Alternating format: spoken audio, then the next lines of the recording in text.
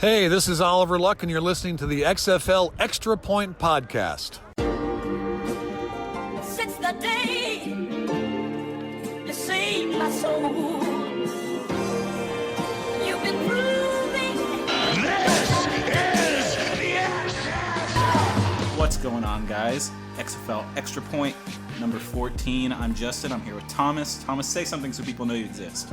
It's your boy. You know what? I thought there would be... You don't want to say anything about, like, altfantasysports.com? Oh, I think our video that's coming up on the channel soon will say more than enough. So, yeah, we just... I was about to say we just got done with our draft, but we didn't. We did not. It is still currently ongoing. I'm looking here now, and we're not up, but, yeah, so... We're doing a video. The website didn't want to cooperate, and so our video will not be a full draft video like I planned on it being. It's instead going to be a short little video of us struggling to use the program. So, okay. Well, we got a loaded show today because you know what happens tomorrow when this goes up? You know what happens tomorrow? What happens, Justin? The XFL season finally starts. Oh, fuck. Hell yes. Finally here. What we've done, it's like almost 4 months now we've been doing this, I think. That's crazy. So maybe That's a little insane over 4 months. in the membrane. And so we've been speculating. We've been coming up with player profiles, doing our research, and now we finally get to do what we created the show to do, which is watch games and talk about them. So Exciting. Finally we get to do that. So today, it's going to be our preview show for the upcoming Week 1 of the XFL. But as always, we're going to do news and notes, and we're going to do listener questions, because we got some. So 2 weeks in a row with listener questions. Let's go. I know, we're getting listener questions more often, and I love it. So shouts out. If you guys want to ask us listener questions, you can contact us, extrapointcontact@gmail.com, or on Twitter if you follow us. You don't have to follow us to do this, but if you do follow us, at XFL Extra Point on Twitter, you can just send us a tweet, DM us, whatever. We'll answer it on the show like we're about to do. But anyway, let's get into listener questions. Boom. First question from Robert J. Kennedy II, or 2. You'd say if it has like a little 2 on it, it's the second. Robert J. Kennedy 2. At Fat Bobby K on Twitter.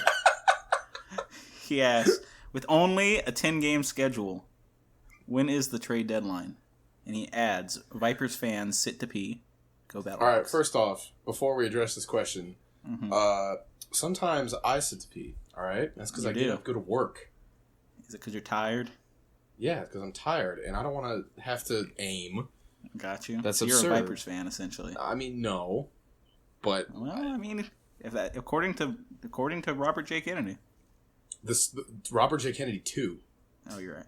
Okay. See? Well, anyway, He's with not only a the OG. 10-game schedule, when is the trade deadline? So this is going to be pure speculation.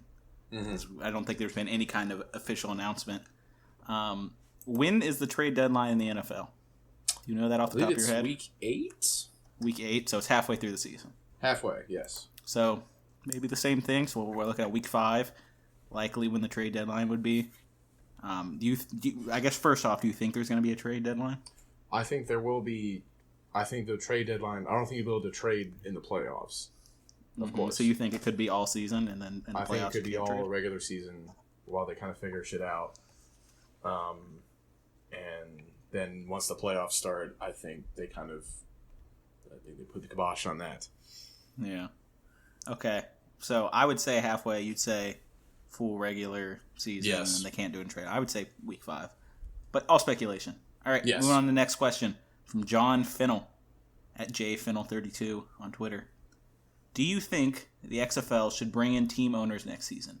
He says, I think it would allow the league to save money, and the owners could pay the team's salary with the XFL paying for the stadium rentals. The team owners could take a percentage of the gate and concessions. So, we kind of talked about this, right? We said, like, are there owners? We kind of talked about this a little bit. If there was owners, if there's not owners. Do you think they should bring in owners? I think ideally, yes. But they don't have the framework for that yet. They don't, yeah. So, and the problem with the idea of them paying the team salary, but all they're getting money for is the gates and concessions, and they're only getting a percentage of it. I don't know if that's going to cover it enough. Like, I don't know if they'll be getting enough money to pay the full team salary like that. I think it might be just better to centralize everything. Yes, and if on the off chance that there would be owners that like this, the XFL would have to be viable for multiple years. Yeah, for sure. Before that's even approached. Because no one's going to want to buy a team, and then the season goes down and a year later, Yeah. So because fuck that. So it's going to have to last for like 3 to 5 years before owners come in. Yes. I think. So, all right, moving on to the next question. This is from Max Levi, at Max Scouts on Twitter. Mm-hmm. He says, do you think Chad Kanoff is ready for week 1, given how well he's done so far? He played well in scrimmages and has adjusted quickly. Have you looked into him any further? So I have. Yes. I was probably on the forefront of being like, oh, Chad Kanoff, I don't know. Right? And do I think he will be ready for week 1? I'm going to get into it more when we talk about our predictions. So I think he'll be ready in terms of, like, he'll be fine. Yeah. But he'll be fine. My problems with Chad Kanoff, he's actually better than I thought he was. I'll get that out of him. He's more accurate than I thought he was. He's got range, but he's got a little bit of a floaty ball. Yes. And he has a weird throwing motion. Yes. That's all I can really say, and it seems to work. Yeah, he throws like somebody has their arms wrapped around his legs. Yeah, he throws completely with his arm. But I think he will do fine in the week 1 game, and I don't think it'll be a problem. It is going to be a wait-and-see approach, and this is his chance to prove anyone who doubted this trade, maybe prove them wrong. I mean, we saw Luis Perez is listed as 3rd on the depth chart for the Guardians. Yeah. So, if this works out and he's a solid backup and they win this game, which will be a tough one, they're going against the Roughnecks, then Chad Kanoff will prove a lot of people wrong. And as I've said, Josh Johnson probably is only a 1-year guy, and then so you're going to transition to Chad Kanoff next year. So this is a good, I guess, time to see is week 1. What do you have to say about this, Thomas? Yeah. I mean, I think his preseason performance shows that he has talent. I think he'll do okay. Yeah. I mean, nothing really else to add other than what you said. Yeah. I felt like this question was sort of directed at me because I shit on him the most, probably. So I felt like I need to defend myself. I do think he's fine. I don't think he's as good as Luis Perez. I still don't. No. But Chad Kanoff throws like the thing that I said when we were looking at film was that he throws like a quarterback from the 1940s and like not in a good way. Yeah. So he doesn't have a lot of zip on the ball and it's all arm. So yeah, he's an arm thrower, but he does seem really accurate. Like from what I saw, he seems, despite those flaws, and sometimes when you see people with bad throwing motion, what comes with it is inconsistent accuracy. Didn't look to really be a problem, but we'll have to wait and see. And I think they will be relying on the run game a lot in that game. So yeah. All right. Well, now let's move on to our news and notes, and you're going to notice that the news and notes drop is coming second now. How crazy is that? All right, crazy. News and notes drop. Ba-ba-bang.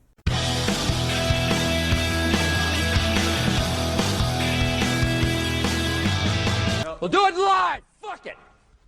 Do it live. I'll write it and we'll do it live. All right. First story.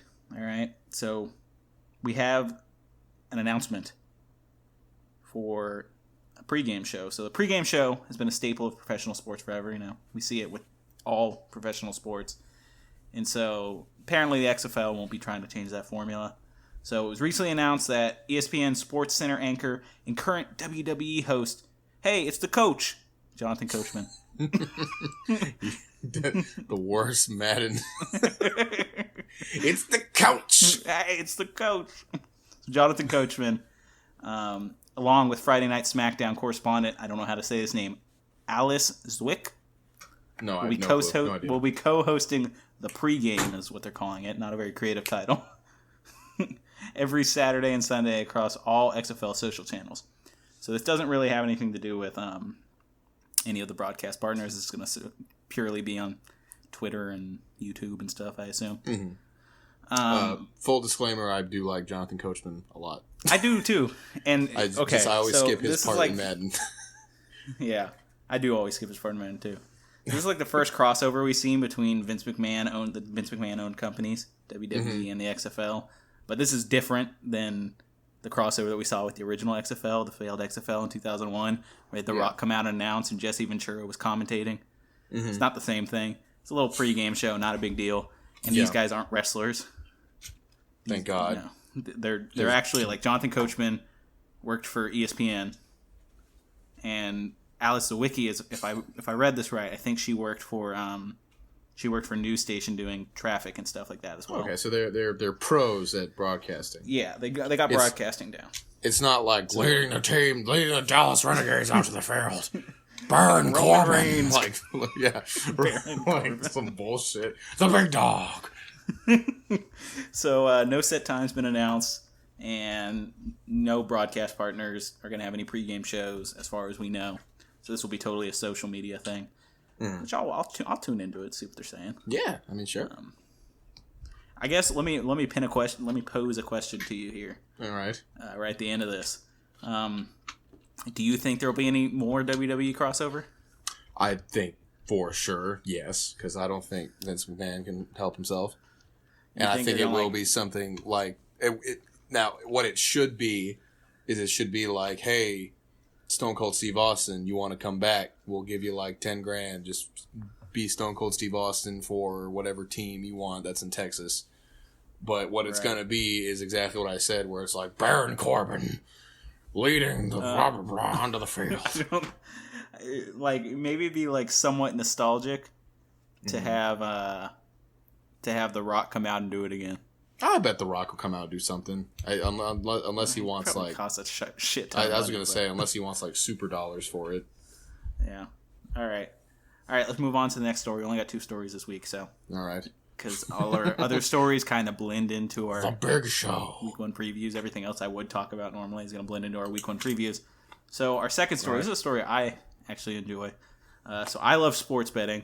Thomas, you do not love sports betting. Is that correct? Well, I do not love sports betting because A, it's an NCAA violation if I do it, and B, I'm far too nervous. Right.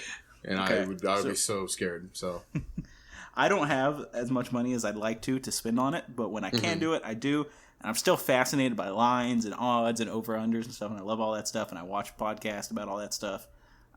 So, and apparently, the XFL has been aware that lots of its fans are like me, and lots of its fans are, in fact, watching the XFL purely because they're like, I want to bet on more football, right?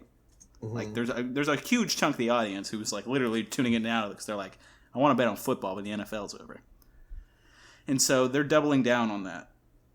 And what they're going to be doing is they're going to have their point spreads, so the lines, and then the over-unders on the broadcast during the games. Yep. Very different from the NFL. Yes, because the very NFL different. tries to be like, we're so noble. Drink beer. It's like, okay. But I think this is smart. There's nothing wrong with sports betting. It's okay. Nothing at all. I think it's actually super smart that they're like leaning into it. You know what I mean? Mm-hmm. Like, because I think honestly, this is like going to be a factor in them staying alive. So yeah, because sports betting is huge now that it's legal, and you can literally keep yourself afloat by people tuning in just to win their bets. I mean, yes, that's totally a viable option. So what the XFL is currently calling the score bug, it's just the little thing at the bottom, will display those 2 popular football bets, so the over-under and the lines, along with all the other stuff like score, game clock, down distance, timeouts, all the stuff you normally expect.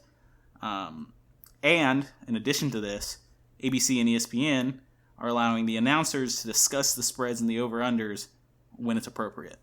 So that's definitely something NFL would not do. Absolutely not, because they don't want to poison the minds of young children watching, unless it's with a Bud Light advertisement. Yeah, exactly. So this was confirmed by ESPN's Senior Vice President of Production, Lee Fitting. He said the over-under and point spread will be incorporated on an on-screen dashboard for XFL games.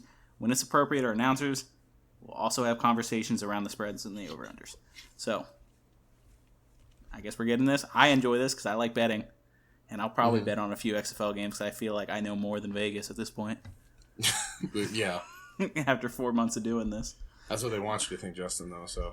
I don't know, man. But, so I'm interested in this. I like this a lot. The NFL should be doing this, but the XFL is super smart because this could really keep them alive. Just people betting. Absolutely.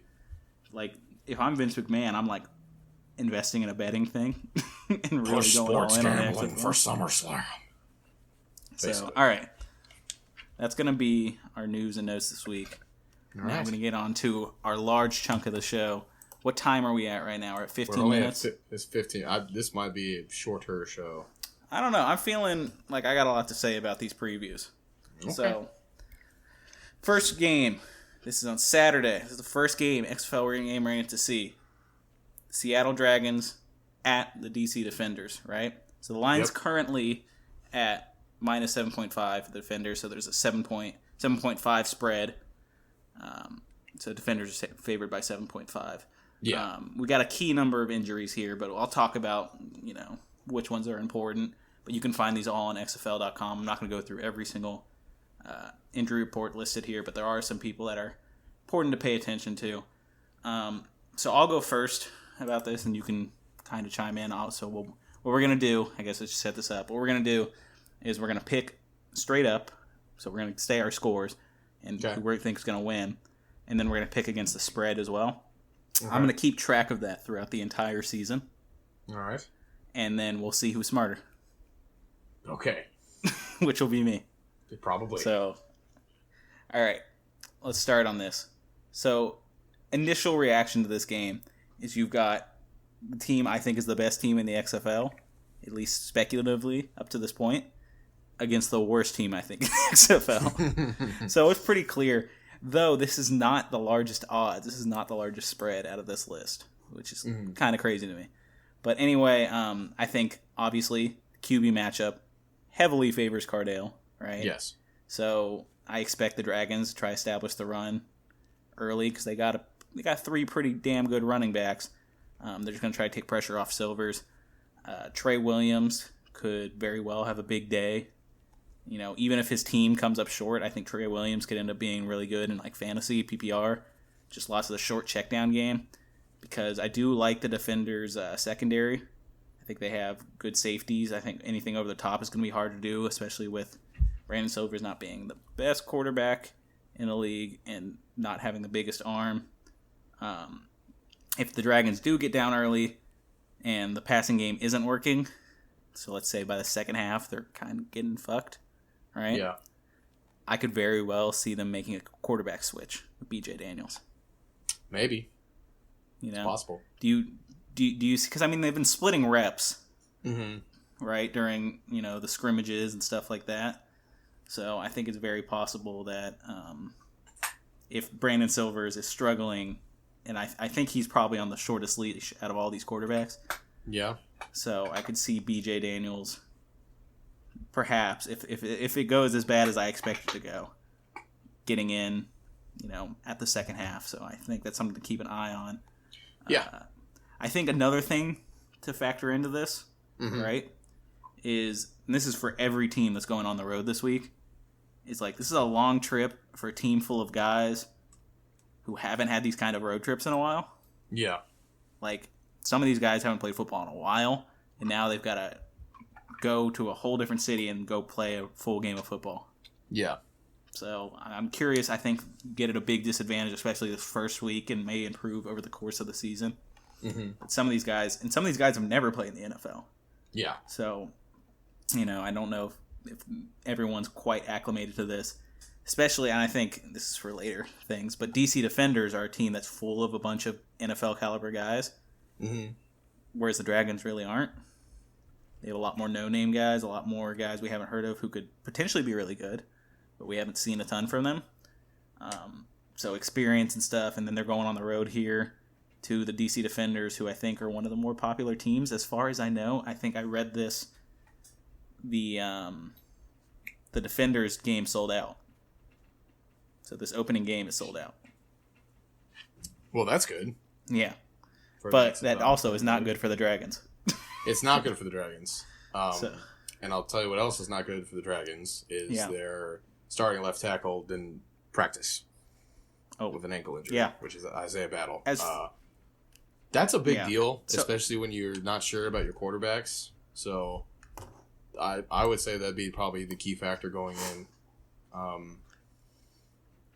Would be my call. The only thing I'd say with the injuries, right, is so the key injuries I'm picking up on are the fact that Will Sutton's out.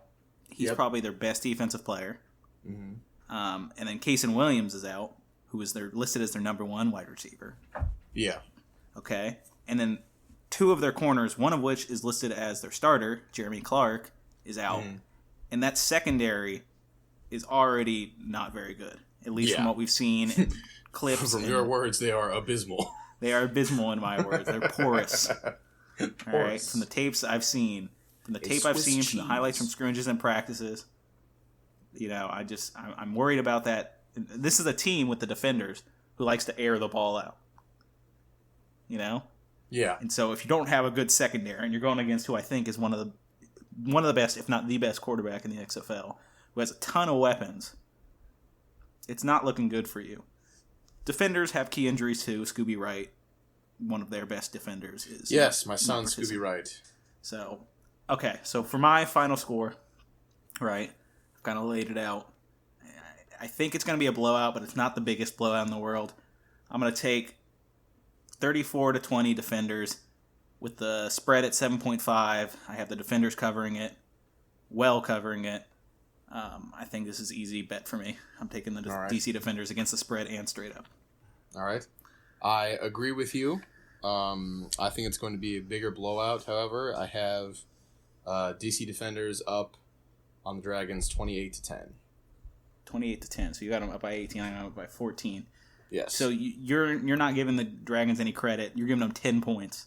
I'm giving them 10 points. I think they're still unsure about the quarterback situation. Their left tackle being out is, I think, going to be a large deal. So I think with offensive line talent being low already, kind of in the XFL, I think if you lose a key player like that, I think that's kind of hard to bounce back from. So maybe I'm wrong, and maybe we'll see, but it's going to be tough. Yeah. Okay, so we're both agreeing this one's pretty easy. Yes. So let me get this right. So you have the defenders covering the spread, and you have them winning straight up. Correct. All right, let's move on to the LA Wildcats at Houston Roughnecks. My team versus your I almost said Super Bowl champion. Your $1 million game winner. What the hell, dude? It was called $1 Million Game back in 200001. You remember that? I do, actually. I wonder if they'll do the $1 Million Game again. That'd be cool, actually. I strongly doubt it. That'd be actually kind of cool. Yeah. All right. I mean, they're incentive-based. But all right, anyway. So, LA Wildcats at Houston Roughnecks. The odds here are minus 5.5 in the favor of the Roughnecks. So, they favor the Roughnecks to beat them by at least 5.5 points. So, this is the second game we're seeing on Saturday. It's coming on Fox. Mm-hmm. You can go first here. Okay. On your predictions. So before I do my prediction, I'm just going to go over some stuff. So Josh Johnson is out. Yes. So obviously not ideal. Mm-hmm. Especially because, it was literally right after the show where I was like, Josh Johnson's the best fucking thing. Yeah. So I apologize for cursing you, Mr. Johnson. And in steps Chad Kanoff, who we've talked about and we think will be okay. However, I think we kind of both agree that if the Roughnecks are firing on all cylinders, they will have a ridiculous passing offense. Yes. And I think that will put, even though I do think the Wildcats defense, I think is going to be one of the better defenses in the league, I don't think their offense is going to be putting them in the best position. I think there's going to be a lot of turnovers coming from the LA Wildcats. Not necessarily all Chad Kanoff, but that's just what I think. I'm going to say Roughnecks win 24-14. 24-14. So you have them covering the spread. Correct. All right. All right. For me, it's not as cut and dry. This is actually a pretty even one for me. Right. So, PJ Walker announces the starter right? Yep. Though I think he could be on a short leash, like. Did you say B.J. Walker? Yes, P.J. Walker. Oh, P.J. Yes. Do you think I said B.J. Walker? I thought you said BJ. I think he goes both by Philip Walker and P.J. Walker. Well, I thought you said B.J. like B.J. Daniels. Like I thought you. My fault. That's my fault. P.J. Walker, Philip Walker, whatever you want to say. Yes. I think he could be on a short leash like Silvers. He could very easily, if he's having a bad game, get pulled out for Connor Cook in the second half or something like that. Mm-hmm. Initial reactions right off the bat for looking at this is the QB matchup favors Walker because Josh Johnson's out. Absolutely. But it's not super clear, right? Okay. My biggest worry about Walker has always been his ability to read defenses post-snap, right? And as I've said before in previous episodes, run and shoot is an option kind of offense. Where you have to read defenses post-snap. Yep. It doesn't play to his strong suits very well. But now it's his chance to prove that he's improved in that area, and he could, because he's one of those guys that said could go into the NFL after 1 year. And he's playing probably the best defense in the XFL in his first game, and I'm just curious to see. I mean, he's gonna be thrown into the fire here. And he has to be able to show that he can read defenses post snap, and if he does, well, great. This guy's gonna be in the NFL next year. So yeah, I'm just curious. That's gonna be fun to see. I'm curious how Chad Kanoff's gonna do, obviously, but I do expect Wildcats to lean heavy on the run, just to make sure, at least for the first, until Chad Kanoff feels comfortable. Yep. Because it's not like Josh Johnson. Josh Johnson's super experienced. Yes, he'll feel comfortable right away. Experience. Yeah. And Chad Kanoff needs some time, so they'll be handling it off until they know he can handle it. Yes. Another concern I have with the Roughnecks. All right. I'm not super into the running back group. Yes, I like Andre Williams in the goal line situations, but on third or on 2nd and 5, I don't really want to give it to Andre Williams. 2nd and 6, 1st and 10, and so if the passing game isn't working, if Philip Walker is struggling, then I don't know if they have a solid enough running game to lean on and try to, cover any mistakes from Philip Walker. Yeah, that'd be my biggest fear about. That's that a legit Roughnecks concern. offense. Legit concern, absolutely. So, the only thing that could maybe quell that a little bit for me is that Walker has moves, and so maybe they can get some kind of running game going with him. Yeah. And if the opportunity presents itself, maybe he can make up for it in that way if he does struggle, because he very well might not struggle. Yeah. Maybe he'll be really good. So, for the Wildcats offense, now, Trey McBride is key injury. Trey McBride's dealing with a leg injury. So, he was limited in practice, right, which means he's still practicing. But leg injuries, especially on wide receivers, can be super nagging, and then you play with them and you get re-injured. Yes. So sometimes you're going to be safer with that guy. Correct. Problem with that, right, is that, there's not a shit ton of weapons for the Wildcats in the first place. I think Trey McBride where is he listed on their depth chart? Let me see. Trey McBride is listed currently as he's the 2nd wide receiver. Or no, he's the 4th wide receiver. So, I mean, it's just another weapon. He's a guy who has been good in camp and who's been good in the scrimmages. So losing that weapon sucks for a team that already doesn't have a ton of weapons, especially when you're relying on your backup quarterback. Yeah. So that concerns me about their offense. One last thing before I make my pick. Okay. I was heavily considering, all right, is what do you think is the strength of the Roughnecks defense? Of the Roughnecks defense? Yes. All right. Well, looking at their depth chart, I think that their strength, honestly, and is probably going to be their front 7. Yep. So that's what I said. I said the Roughnecks' strength is their front 7. Mm-hmm. Now, what do you think is the best unit on the Wildcats offense? On the Wildcats offense? Mm-hmm. Their offensive line. Yeah. So here's my problem. Yes. If your best unit, because that's really, and it might be like literally their only good unit on their defense. Like, it's really good, but like I'm not blown away by their secondary. Yeah. And so when I see, you're going up against offensive lines, going up against your front 7, I think that if that offensive line is as good as I think it is, you take that away, that Roughnecks defense isn't as scary as it once was. Mm-hmm. Chad Kanoff has time to throw, has time to read coverages. That's great for a guy who needs that. And if they can open up running lanes, it makes the whole game work a lot better. They can keep the ball away. But I think there's a case. This is a close one for me, and I think there's a case for both teams. But I think it's going to be super close. I'm going 21-18 with the Roughnecks. Oh, wow. That's only a 3-point lead by the well, Roughnecks. Honestly, they do not cover the spread. I hope that you're right and I'm wrong because I want to see good games. So Yeah, I think it's going to be a good game. yeah, But I have the Roughnecks winning by 3. They don't cover the spread, but they do get the straight-up pick, so that's how I'm going to do it. all right. All right, let's move on to the Tampa Bay Vipers, the New York Guardians. All right, odds here are Vipers favored by 2.5. This game's going to be our first Sunday game. It's going to be on Fox. So for me, this is the closest, so this is the closest line in the slate. And this is the only time in this whole slate that the home team is the underdog. Yep. So that would, to me, mean that the bettors in Vegas, or the odds makers in Vegas, like the Vipers a lot more than they like the Guardians, even though it's a small margin. You have to consider usually get like a 3-point favorite from just being at home. Yes. So the fact that the home team's an underdog means that the odds maker in Vegas like the Vipers. The thing that jumps out to me in this game, just immediately, is the lack of receiving options for Matt McGloin.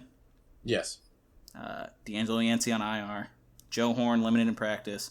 They don't have a ton of guys. They do have one really good guy with Mikhail McKay, but you can't throw all your passes to one guy. Yeah.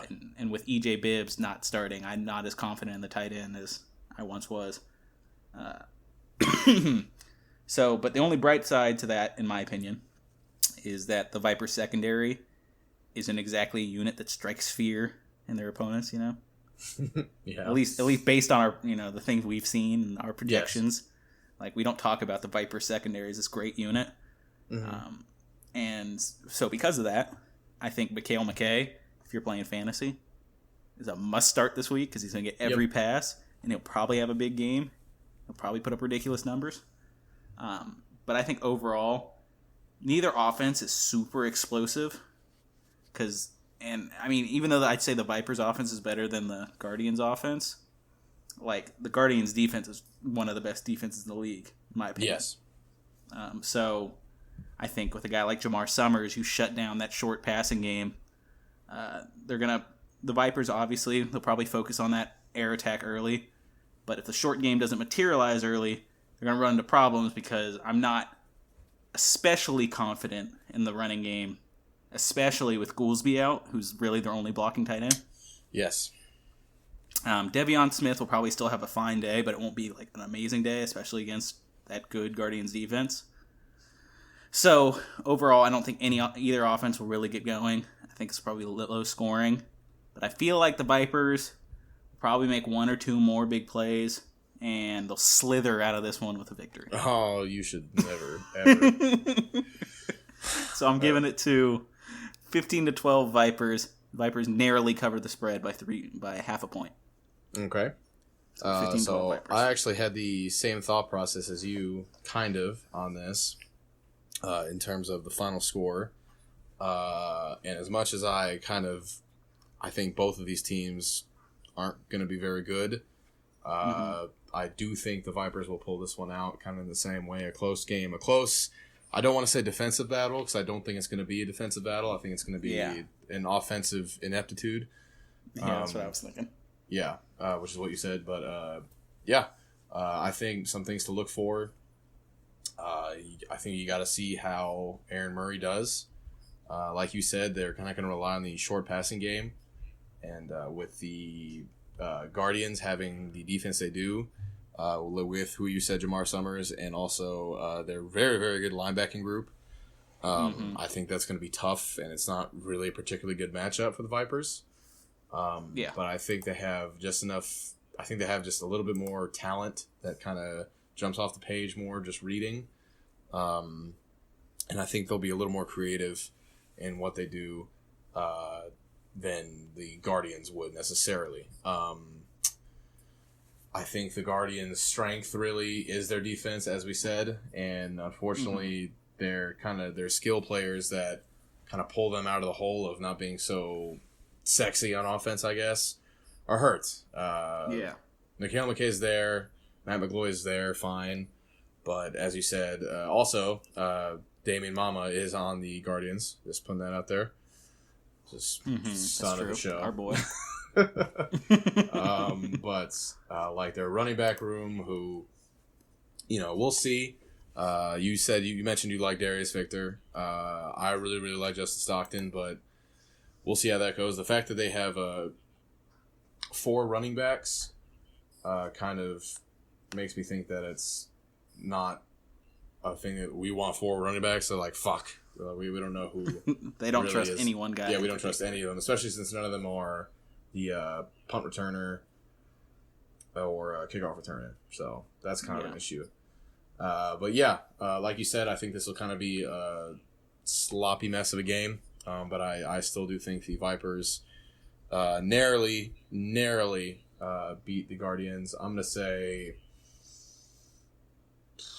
13-10, something like that. Say it again? I didn't catch it. I'm going to say 13-10. Okay, so you have them covering the spread as well, and you have them winning. Yes. Similar score. 2.5 is a hard spread to not cover. I know, for sure. I mean, you have to unless you just pick the Guardians winning. Yeah.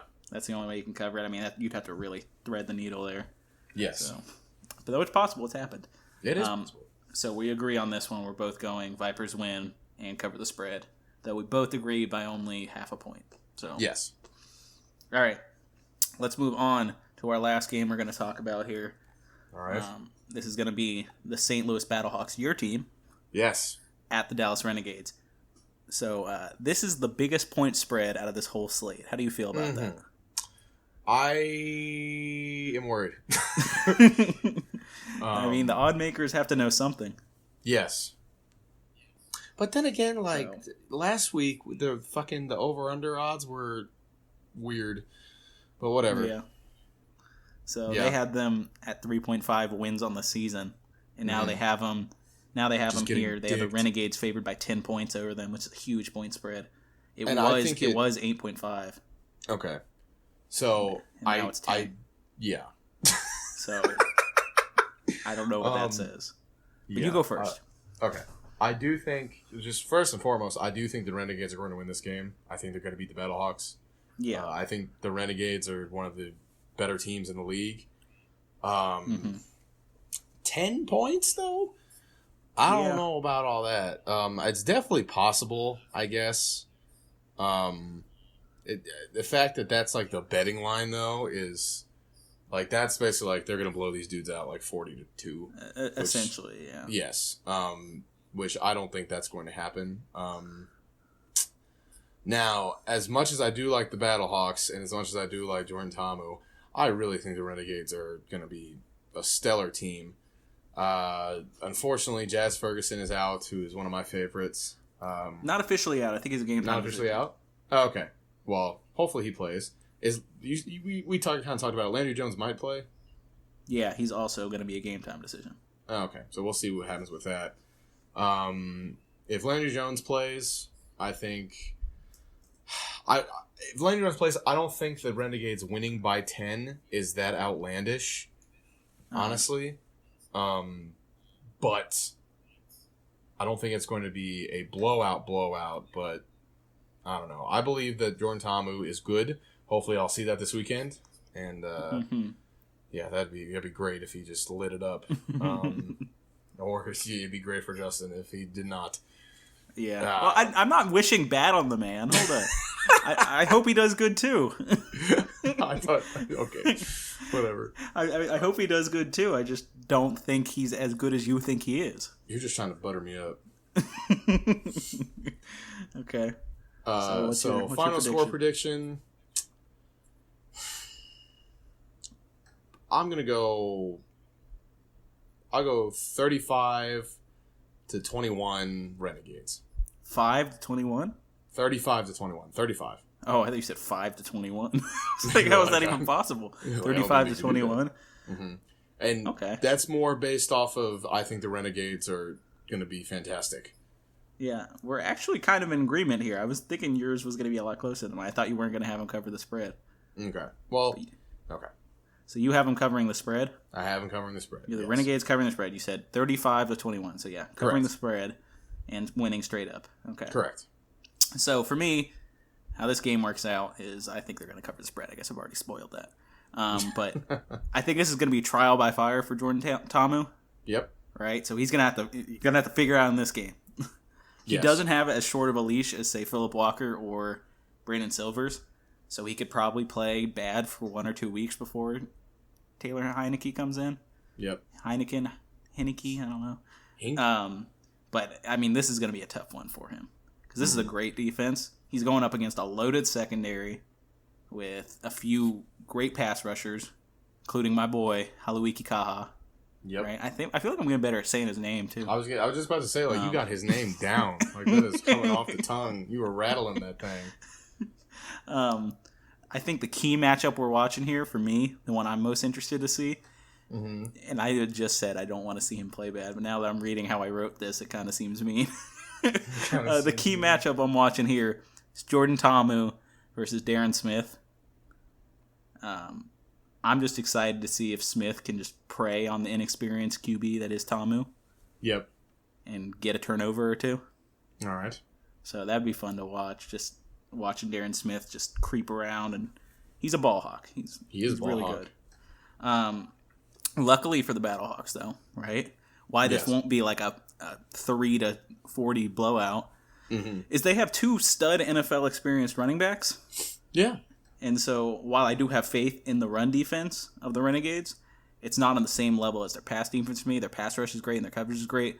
They have good linebackers. Haluiki Kaha can stop the run, but I'm not as confident in their run defense as I am in their pass defense. So there could be, big games for either Matt Jones or Kristen Michael, whoever gets more snaps. They're kind of similar players. It helps the Battlehawks, I guess, that Landry Jones may not suit up. However, I'm just so confident in all the players they have, right, that no matter who ends up starting, it's only going to really decide how big the blowout's going to be. All right. So even if it's Philip Nelson, it's still going to be a blowout. Like, they're not Yeah. going to win. But with Landry Jones, it's just going to be a bigger blowout, I think. All right. I do appreciate the experience of the Battlehawks secondary, but the Renegades just have depth and talent at receiver, tight end. Even if Jazz Ferguson doesn't play, still depth and talent. Oh, they have ridiculous depth. They are so loaded at receiver, it's absurd. So I think this could be a high-scoring one. Even on the Battlehawks end, they could still score a lot of points. But I still think the Renegades win comfortably, so I'm going 38-25. Okay. Renegades cover the spread. I mean, and that's win straight reasonable. That's what I mean. Like, minus, or the spread of 10 is, like, on, when you see that, it's like, whoa, what the fuck? But it's really not that outlandish. No. In this case. It's really not, but it's really not. But it is a kind of a ridiculous spread. It is a ridiculous spread in the gambling world, but it's just that's entirely possible. So, okay, so that's our predictions for this week. Let's go over it again, so I can write down all your predictions, so I can make sure I'm smarter than you. All right, Thomas. What was your prediction for the Seattle Dragons at DC Defenders? All right. Well, I'm glad that I didn't write these down and I went off the cuff. So you can. So this will probably be different score wise, but I'm gonna look like such a dumbass. But so I think the DC Defenders. I don't remember what I said. You don't have to tell me the score. Just tell me if they cover the spread and if they win. Okay, yeah. DC wins straight up and recover. And covers the spread. And covers the spread. Words. I'm covers so flustered. the spread. All right. I'm struggling to talk, and you're like, covers. You sound like a bunch of idiots. All right. LA Wild. Oh, I guess I should say mine. I have Yeah. 34-20. Defenders win straight up and cover the spread. So we're in agreement here. Cool. All right. Let's go to LA Wildcats at Houston Roughnecks. Minus 5.5. Favor of the Roughnecks. I think I said the Roughnecks win and cover the spread. Yes, you did.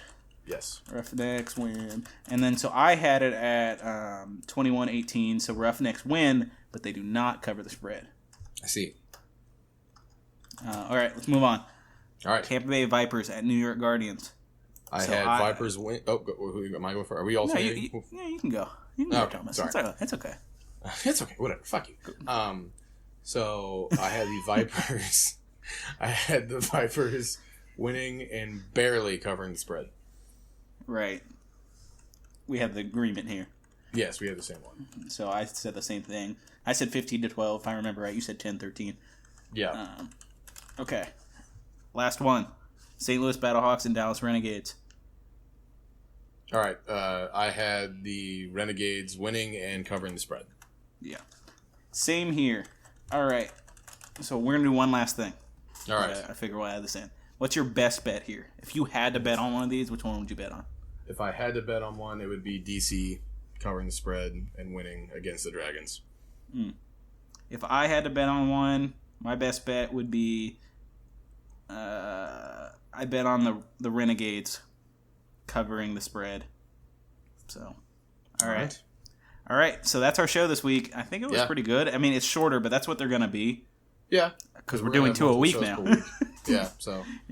We don't have... I mean, it's really not that much shorter. We don't have like whole weeks to get stories and stuff, so... It's really not that much shorter. They're going to be shorter. So. Yeah. Yeah, I think they're going to be shorter. I mean, 45 minutes isn't bad. Yeah. And I think that's what I'd expect. Expect 45 minutes to an hour. I think our recap shows might even be longer. Sure. Because we're going to watch the games. We're going to have a ton to say. Like, this is all speculative. Yes. Especially this first week when we don't know. You know? Mm-hmm. This is kind of... I was going to ask you, how are you recording those exactly? I just DVR them. DVR them? Okay. Do you have cable? No. So I'll have to figure something out. But You'll figure it out. I'll figure it out. But, okay. Well, that's our show this week. Thanks, guys, for listening. I think I'm a smart bettor and Thomas isn't, so listen to my opinions. I always think I'm wrong because I'm a pessimist, so yeah, listen to Justin's opinions. Anyway, make sure you guys go to Twitter. You follow us there, at XFL Extra Point. Even though we keep saying this, I think it's actually true. We have videos coming out on YouTube. We do, soon. Promise. So head over. We're just waiting on Thomas, so, you can blame him. Oh, yeah. I'm just kidding. I'm doing a video, too, and it'll be coming out soon. Let's thank the people that put in viewer questions. Yeah, okay. Shouts out to Max Levy, John Fennell, Robert J. Kennedy, 2. Robert J. Kennedy, 2. The second one. Shouts out. Keep asking us listener questions. That's great. If you want to ask listener questions, follow us on Twitter at XFL Extra Point. You don't have to follow us. Just tweet at us. DM us. Or go to your email and type into the email extrapointcontact@gmail.com. Type in a question there, and I'll check it. And you know what? Ever since we got like 2 questions on there, I check it every day now. Yeah. So maybe you'll get your question answered like Robert J. Kennedy 2, Electronic Boogaloo. Exactly. All right, guys. Thanks for listening. We'll see you on Monday when we will have our preview and we can say that we've watched XFL games. It'll be awesome. All right. Bye, guys. This is